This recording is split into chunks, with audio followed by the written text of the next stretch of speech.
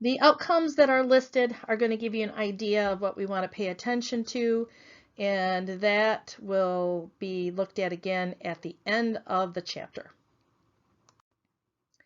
Lipids are consumed as dietary fat in mainly the form of triacylglycerol.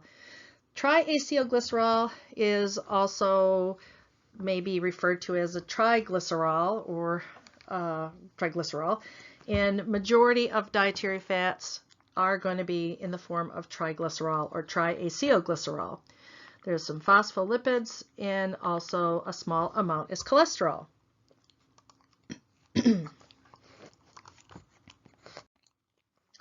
Once the food gets into your stomach, lipids are broken down initially to get started by gastric lipase, where you start to have the diglyceride broken down into a little bit of diglycerides and fatty acids, and ultimately leaves the stomach as a kind of a sludge or emulsion, enters the small intestine, and the presence of that results in cholecystokinin signaling the gallbladder to release the stored bile. The bile acids, which are derived from cholesterol, and the bile which is made in the liver, is stored in the gallbladder and is squirted out as a result of that cholecystokinin. Pancreatic lipase is also delivered, and that is made in the pancreas, and cholecystokinin also signals that to be released. So you've got a couple lipases already working. So this triacylglycerol, which is at the top, is a lipid droplet. The bile acids break it down into smaller components. The pancreatic lipase is going to also further break it down into the two monoacylglycerols and fatty acids. It's going to cross over into the cells in the intestine and be broken down a little bit more. And you'll see that what you have is a chylomicron circled in a bright yellow, and that's going to move out of that intestinal cell and move towards the lymph and ultimately to the blood. Majority of the dietary triglycerols or triacylglycerol is carried by a very large, not very dense molecule called a chylomicron. The membrane is a single, not a bilipid layer, and this particular triacylglycerol can't cross the membrane, and so it is going to be carried in this chylomicron with the ability of it to be able to move to this next step. So you'll see that the chylomicron has a lot of triacylglycerol components, some cholesterol esters, and this apolipoprotein markers on the outside of the cell, which identifies it as a chylomicron. After, to deliver the triacylglycerols, after you eat, and of course these we're talking about dietary fat, the chylomicrons are going to exit and move into the lymph. As I showed in the previous slide, this gives you a little bit more information. Here's the chylomicron, which has the triacylglycerol in it, and it's also circulating with many blood cells. Lipoprotein lipase allows it to be broken down into the fatty acids and two monoacylglycerols. They can cross the interstitial fluid, and then you have one more enzyme, monoacylglycerol lipase, and that makes the final breakdown into glycerol and fatty acids. So you end up having fatty acid remnants in a glycerol molecule. So as you can see, that chylomicron is highlighted in the yellow. It can exit the cell but it needs to have that additional breakdown by the monoacylglycerol lipase, and ultimately it enters the lymph and goes into the left subclavian and jugular veins via the thoracic duct. Remember, the triacylglycerols can't cross the membrane, so it needs to be broken down.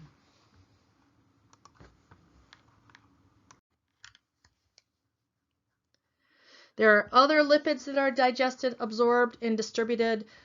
Glycerophospholipids, which are the membranes, primarily components of membranes, dietary cholesterol, and also cholesterol esters.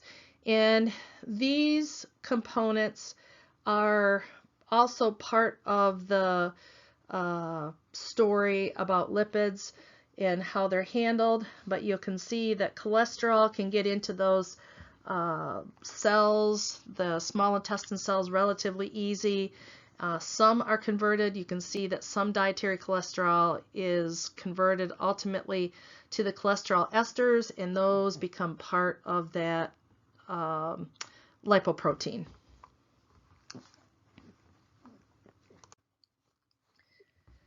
If we look at the average fat content of men and women, we'll see that women typically have over 20%, men approximately 15%, and we have subcutaneous, or that is the layer of fat directly underneath the skin, and also visceral adipose tissue.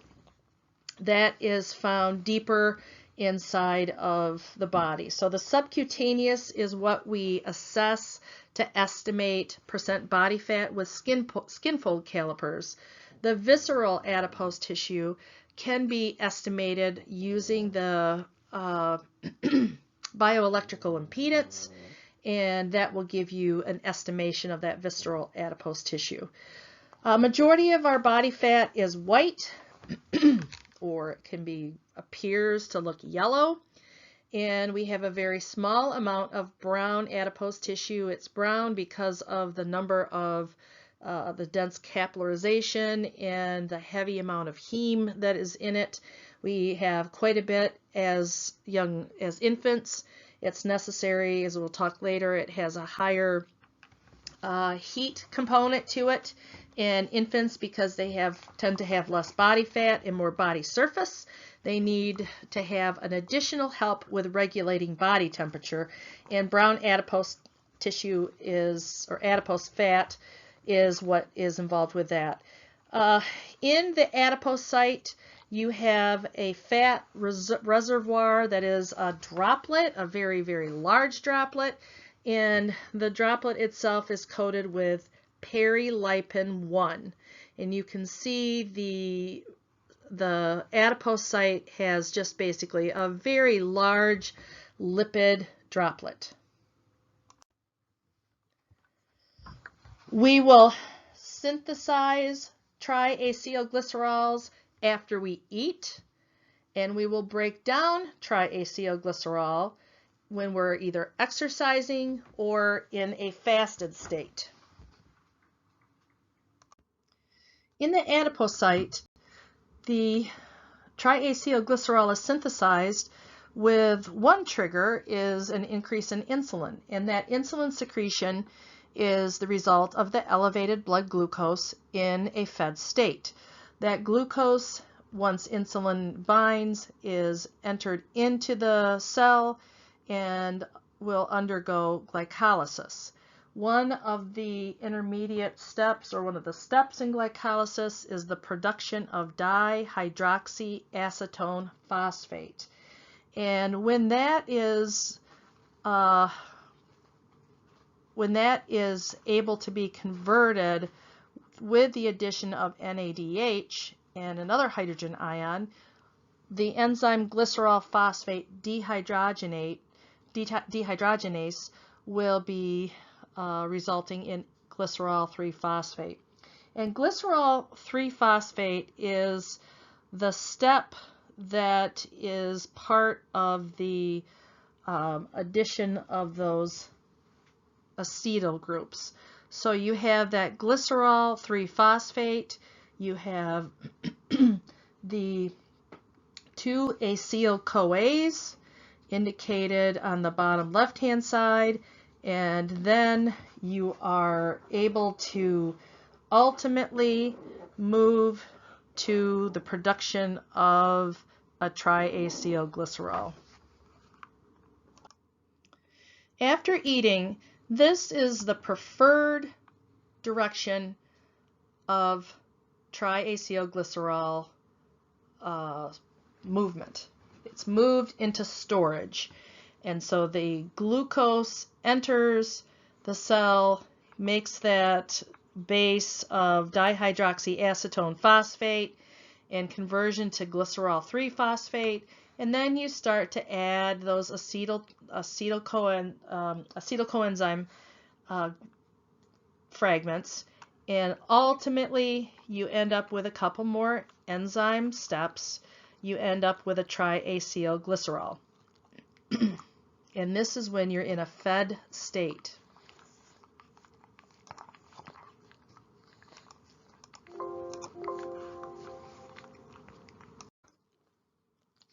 Lipolysis occurs in the cytosol.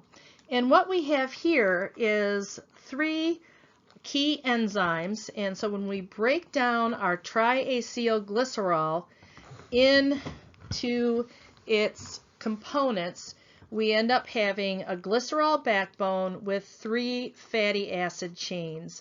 And our fatty acid chains are shown as the blue, light blue at the top.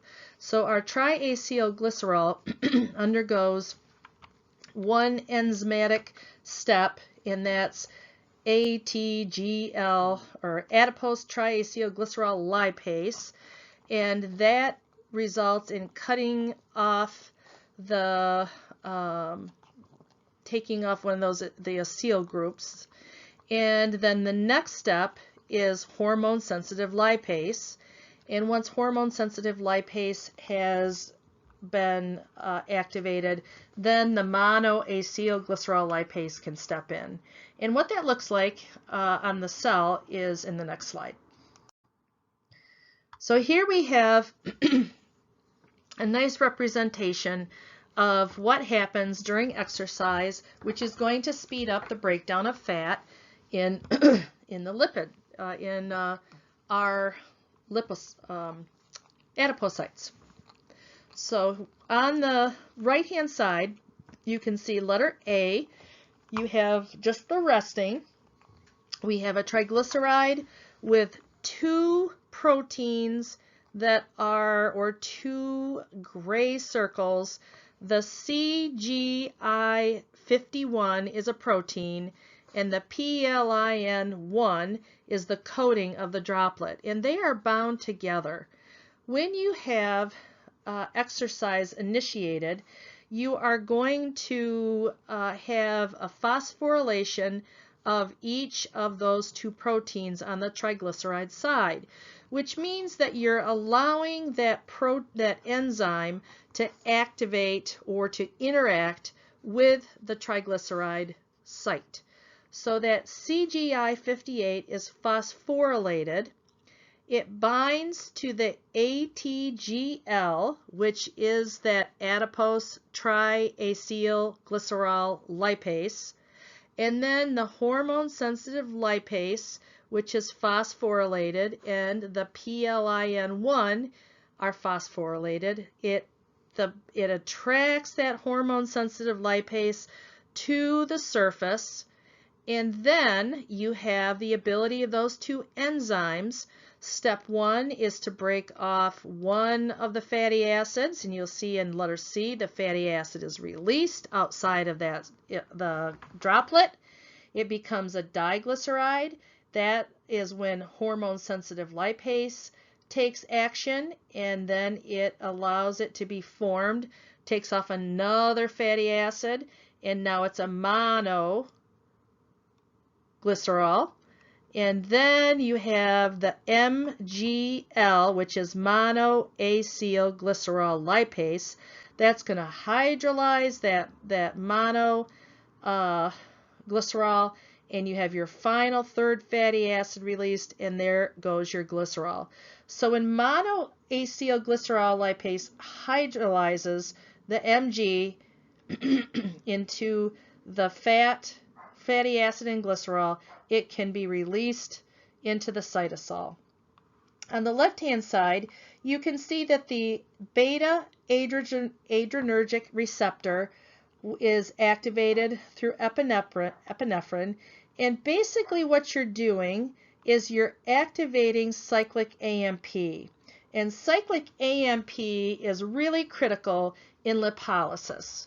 Cyclic AMP is going to activate back in carbohydrates. We looked at protein kinase A, and it activates it from inactive to active, and that allows that conversion of the CGI58 to become phosphorylated. It phosphorylates the perilipin 1, which is on the cell surface, and activates the hormone-sensitive lipase. So when the epinephrine turns on that adrenergic receptor, there are steps that activate cyclic AMP, which allows the process of lipolysis to occur, moving from a triglyceride to a diglyceride to a monoglyceride, and ultimately a glycerol and 3 fatty acids. You'll also see that insulin, which is released when there's increased blood glucose, that is going to activate phosphodiesterase 3B. And what insulin will do is convert cyclic AMP into AMP. So it basically stops the lipolysis at the cyclic AMP step. So you do not have the lipolysis being able to continue because you are not activating the protein on the surface of the triglyceride. You're not activating the PLIN, the perilipin 1. So it draws hormone-sensitive lipase to the surface, and that ultimately means that MGL is not activated because it's only activated when the other first two steps are taken. So hopefully that makes sense. How do you inhibit lipolysis? Well, one way that I mentioned is the insulin, but there's also alpha-2 adrenergic receptors. And what the alpha-2 adrenergic receptors do is they also block AMP. So those receptors are going to convert, ultimately, at the adenylate cyclase, convert ATP or block the conversion of ATP to cyclic AMP. And cyclic AMP is part of lipolysis. It's one of the steps that activates the hormones which allow the breakdown of the triacylglycerol in the lipid molecule. Now, this is partially to explain that when men at a percent VO2, men and women have differing epinephrine expression. So men have greater epinephrine at a given VO2% if it's moderate intensity compared to women. But women have greater lipolysis when matched for percent body fat because they have lower alpha-2 adrenergic receptor activity. So they have less inhibition. So this ratio or this activation of the beta and the alpha-2 adrenergic receptors, they're both occurring. So you've got some inhibition and some drive going on at the same time. We have less inhibition occurring in women and more at the same VO2 with the same percent body fat than men, even though men have greater epinephrine response.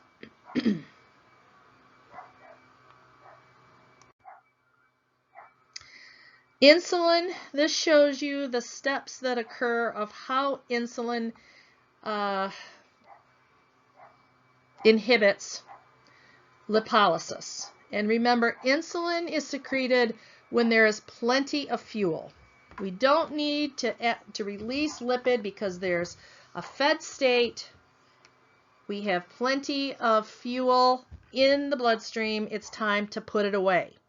So we don't want to activate lipolysis. We want to activate storage.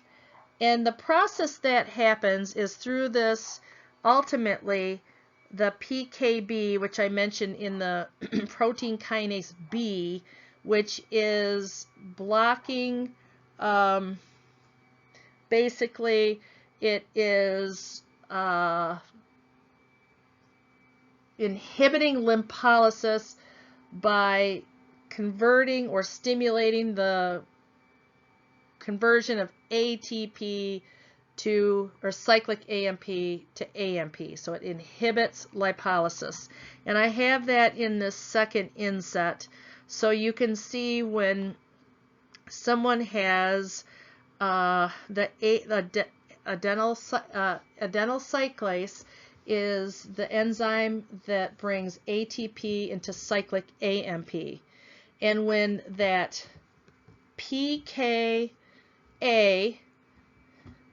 is activated, it inactivates, or it stimulates the conversion of cyclic AMP to just AMP, and it's known as 5' AMP, and the mechanism of that enzyme is not, or if it can go the other direction, is not clear.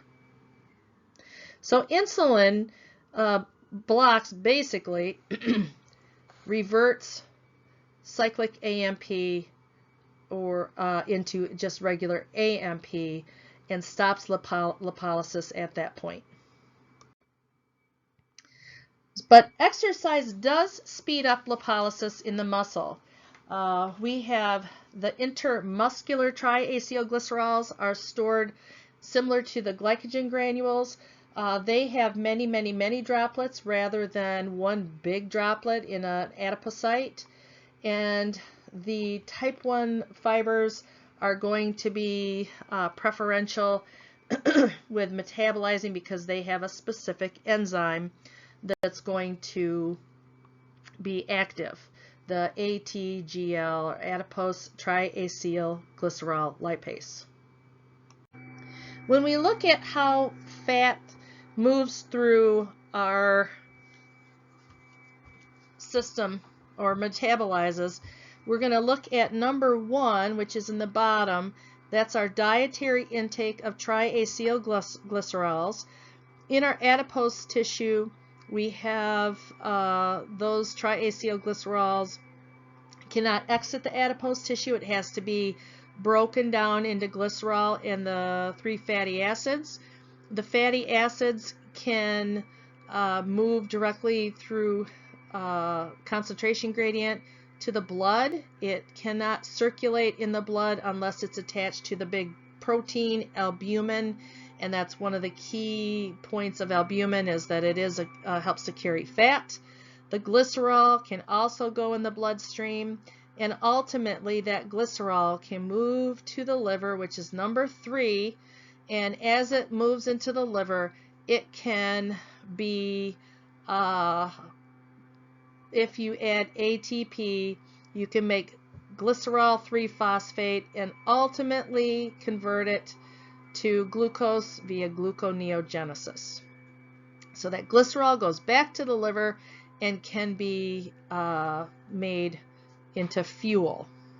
If we look at number, let's see here, 5, I guess that's a good place to go. the triacylglycerols in the muscle, they also need to be broken down to be metabolized into as glycerol and fatty acids.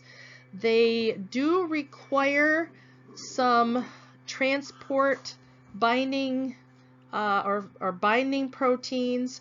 The fatty acid FA binding protein, which is FABP, and that is on the membrane, the fatty acid translocase, which is FAT, and the fatty acid transport protein, which is FATP. So FABP is on the membrane. The translocase moves it in to the sarcolemma, and then the fatty acid transport protein brings it in to where it can be metabolized into the cell.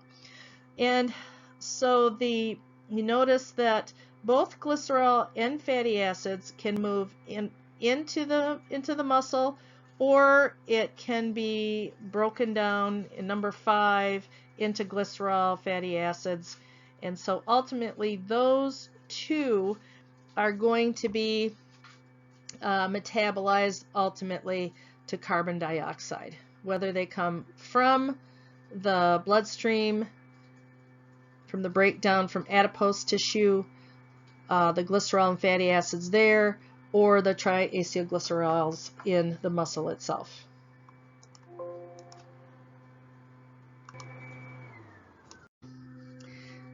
The breakdown of fatty acids is going to be through beta oxidation, but we have to remember that it needs to be activated to acetyl-CoA if it's going to be able to fit into metabolism.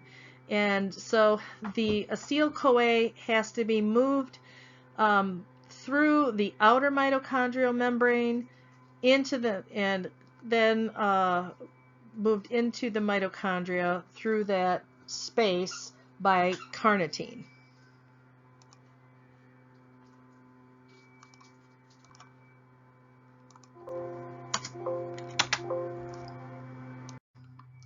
In the upper left-hand corner, we can see the activation of our fatty acid requires ATP, and it ends up being activated to acetyl-CoA.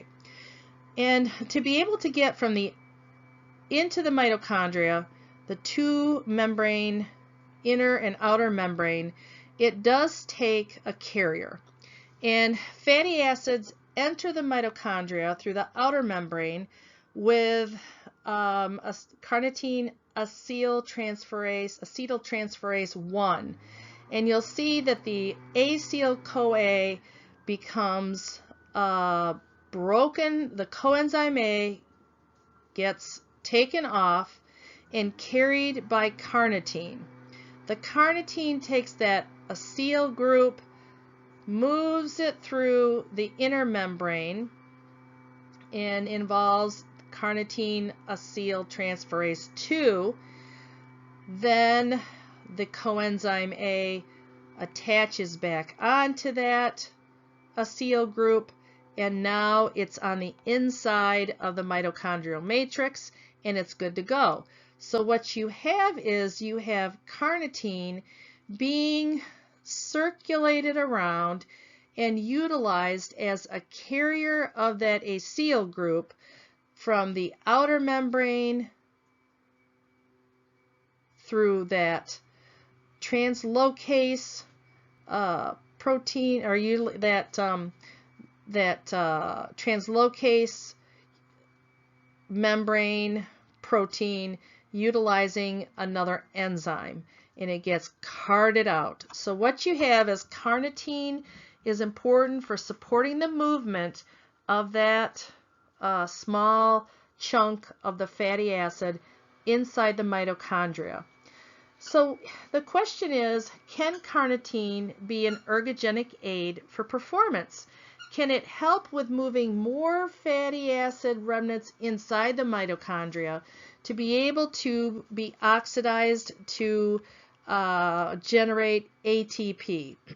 And the issue is that if carnitine is just taken by itself, it really doesn't have an impact. But what some researchers have identified is that if you take that carnitine supplement along with a carbohydrate food, that helps to facilitate carnitine to be able to get into the muscles to be able to do that work. So it is possible that there is a slight enhancement, but it appears to require carbohydrates at the same time. And so the fatty acyl coenzyme A can enter if we look at beta oxidation, we have fatty acyl coenzyme A that gets chopped by 2 carbons through this cycle. And so beta oxidation proceeds until only 2 carbon units remain. These acetyl coenzyme A molecules are going to move towards the tricarboxylic acid cycle. And you have the same step in a line showing on the right-hand side. The question of how much you can make in ATP comes with the number of carbons and the number of rounds that you can make those 2 carbon chunks. And so you have the number of carbons times 7 minus 6, because it costs 6.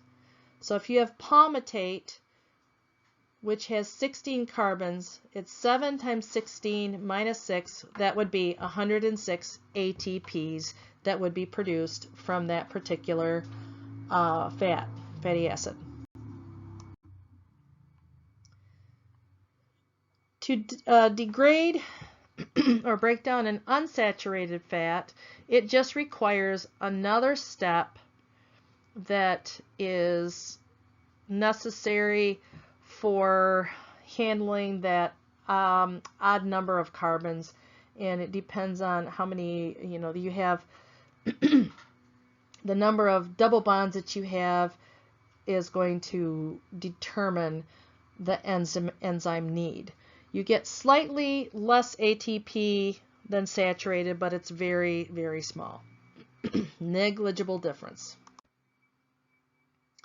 If we have odd number of fatty acids, it's going to go through beta oxidation as usual. The only thing is that you end up having, because you had that additional odd carbon, you end up with 5 carbon acyl-CoAs. It splits into acetyl-CoA that's going to go into Krebs cycle, and also a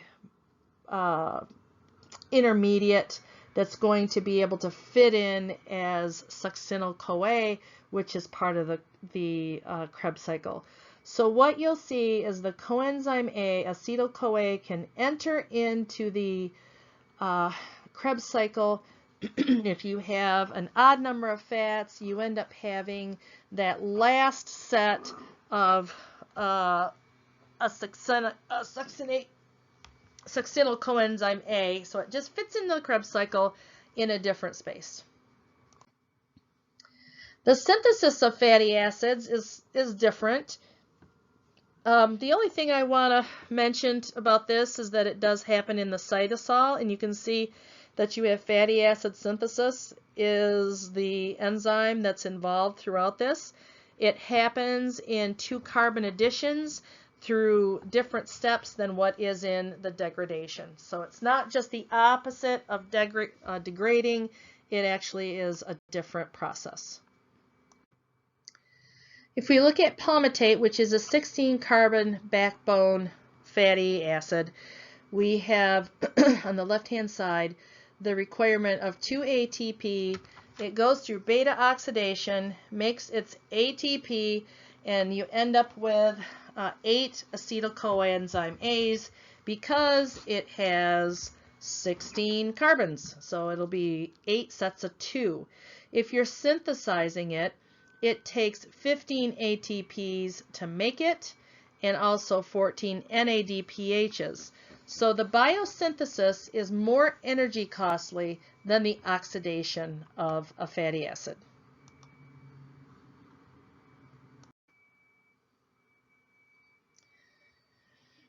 The oxidation of fat in the muscle is similar as the stimulation of lipolysis in adipose tissue. Epinephrine is going to be a key point along with the fatty acid binding protein and the fatty acid translocase.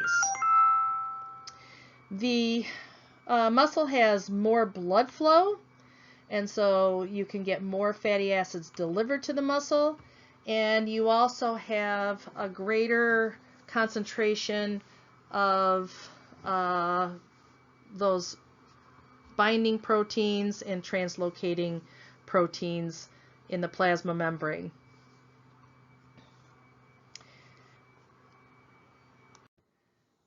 So during exercise, there's an increased need for fatty acid metabolism.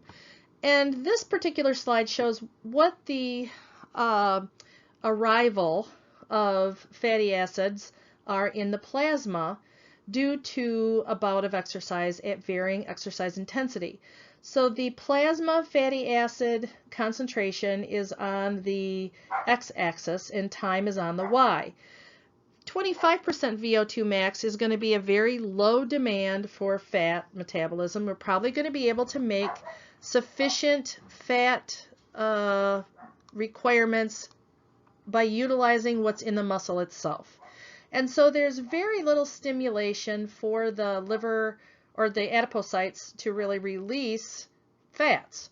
So the plasma value will increase a little bit at first, but you're able to meet the demand simply at the level of the exercise. You'll see a slight increase at the tail end.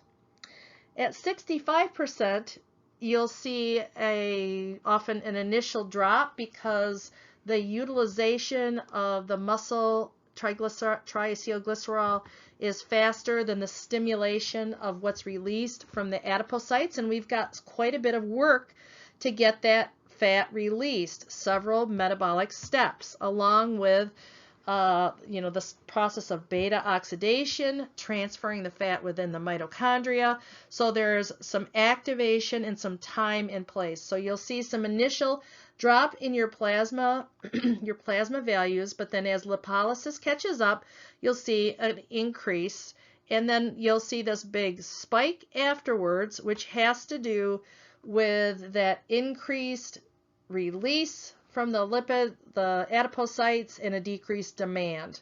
And then you'll see that fall back. At 85%, you have decreased blood flow to the adipocytes, so there's lower delivery. You have a problem, you're not going to get a good accumulation in the blood because there's not good blood flow to the adipocytes.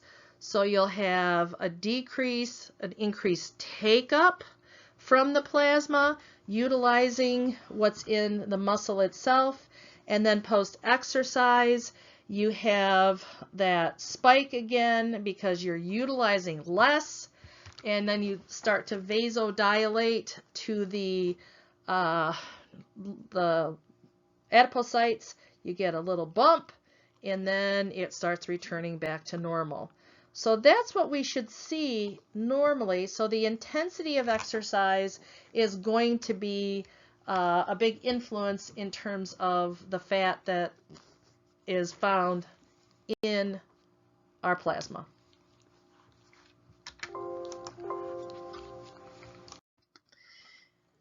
Can we convert, or how do we utilize our lipids and carbohydrates? Well, acetyl-CoA is unable to convert to pyruvate and is an irreversible reaction. And as we have our acetyl-CoA being brought into metabolism from the breakdown of fatty acids, that acetyl-CoA is going to enter the citric acid cycle and go ultimately through the whole metabolic pathway to make that ATP and water and carbon dioxide. When we have sufficient carbohydrate, we're going to have enough oxaloacetate that's going to be present for the production of glucose, for gluconeogenesis that we talked in the last chapter, and so we can make some glucose there. When we have fatty acids being made into glucose, it really can't, because it needs to go into the Krebs cycle, and then the oxaloacetate can be brought back up to make glucose. Glucose can be converted to fatty acids and triacylglycerols and glycerol, and the only way you can get carbohydrate is really, you have the glucose glycerol movement, but you'll see that fatty acids cannot backtrack into glucose. The glycerol can, but the fatty acids cannot. And really where we get our energy production is from our fatty acids. So what's the story about the white and the brown fat? Well, we have more brown fat as infants, and again, as I mentioned earlier, infants have more brown fat, and it is helpful for maintaining body temperature because of the high surface area. But the very low levels in adults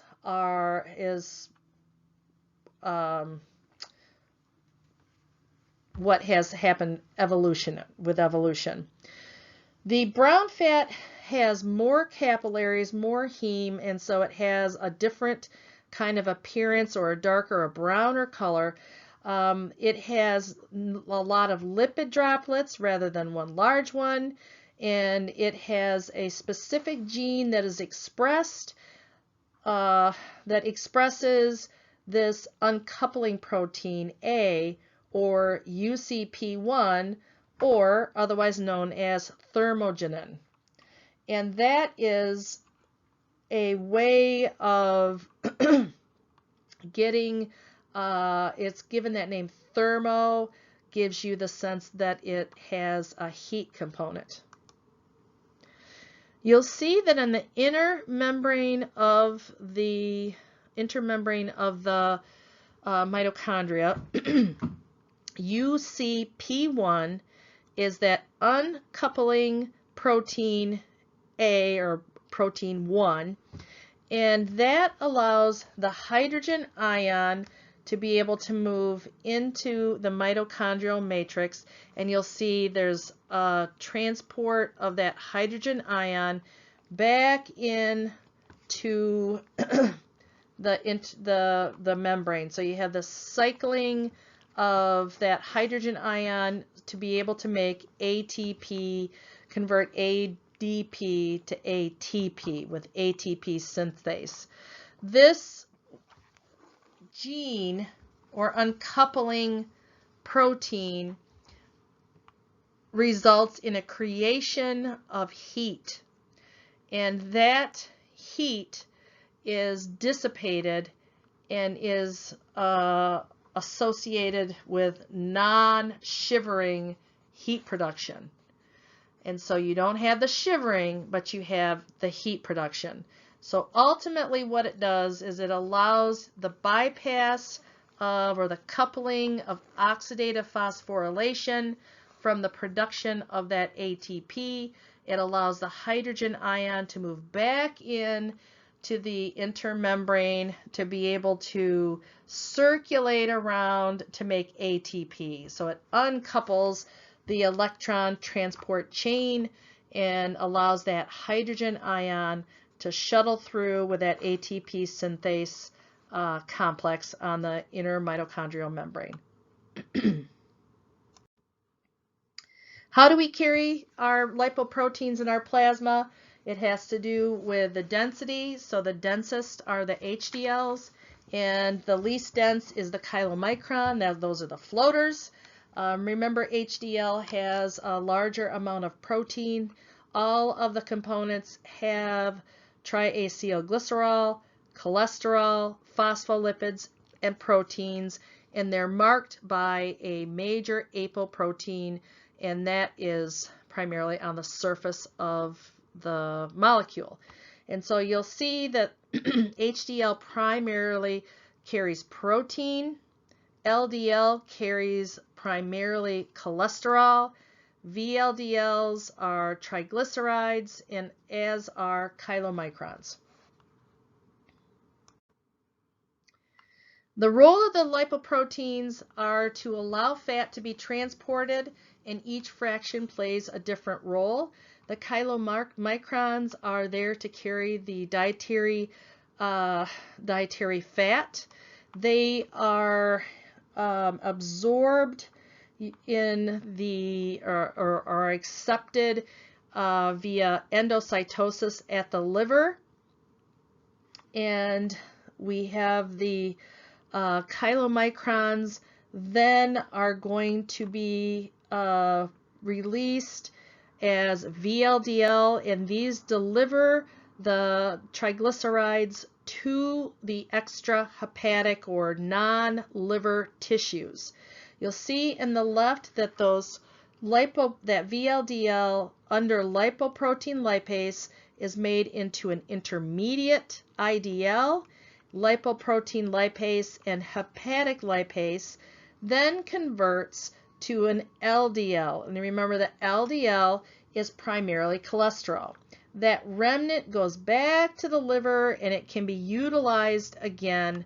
The LDL is primarily going to carry our cholesterol, and that's where that is going to be moved through the bloodstream to non-liver cells. That LDL is taken in to the cytosol at the plasma membrane through endocytosis, and this just shows how that LDL receptor binds to the LDL, and it's just basically encapsulated and brought into the cytosol. The HDL is reverse cholesterol transport. The nascent HDL is released from the liver, and its role is to collect the cholesterol esters from the blood and dead cells and membranes that are being restructured. So remember, we're always rebuilding, breaking down, and rebuilding.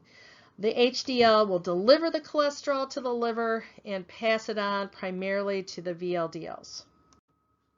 Here we have the life cycle of if we look at number 1, which is the chylomicron, it comes out of the small intestine, goes into the blood. It can be transported in the blood. Those remnants are going to be absorbed into the liver. The liver will break it down into the VLDLs, which are going to be absorbed into the blood, and ultimately it can be carried to the muscle or the adipose tissue. We'll see that the production of, let's see here, what else we want to put? Fatty acids get made or packaged into triacylglycerols in the adipose tissue. We have the movement of LDLs, which are going to bring cholesterol to the other tissues, and sometimes we don't like it there, but it is also necessary for cell membranes. Here is a small summary of what each fraction does. If we look at it, the acute effect of exercise on plasma triglycerides, in the fasted state, we can look at a decrease in our triglycerides for several days following an exercise bout that has relatively high exercise intensity, and that's on our left-hand side. So we have our baseline shown as a dotted line along the x-axis and time over our y-axis. I'm hoping I have those right. The exercise that is done within a couple days before you have the full recovery, which normally takes 2 to 3 days, is going to keep that blood triglyceride level lower for a longer period of time. So you can see that exercise with 1 day off still have a lower triacylglycerol. It goes down, and by 2 days later you'll see that the blue dot indicates that it's still lower than the baseline because it hasn't fully recovered. If you eat, you have an incline in triglycerides because of the breakdown of the meal.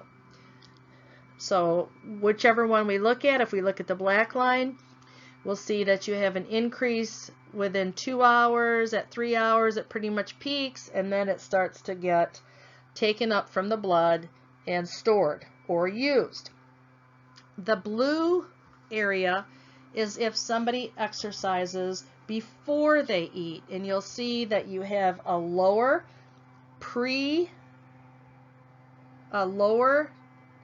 value before you eat, and you don't have as big of a triglyceride rise post.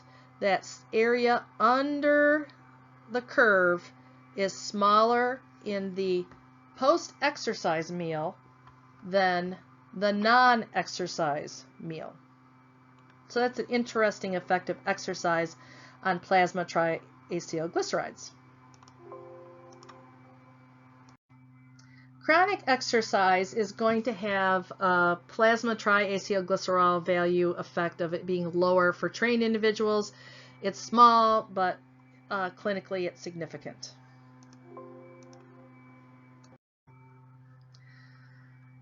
If we look at HDL cholesterol, we know that there is, if somebody exercises, we know that the triacylglycerols will go down and stay, maybe take 2 or 3 days to recover post-exercise. And we know that the HDL cholesterol will raise, and remember its job is to pull cholesterol out. That will increase for a couple days and return back to baseline in 3 days. We know that chronically we'll have lower total, lower LDL, and higher HDL with chronic exercise. Not quite sure about resistance training, but definitely with endurance training. So we have 2 components, or 2 things on this slide, and I think we kind of looked at them already.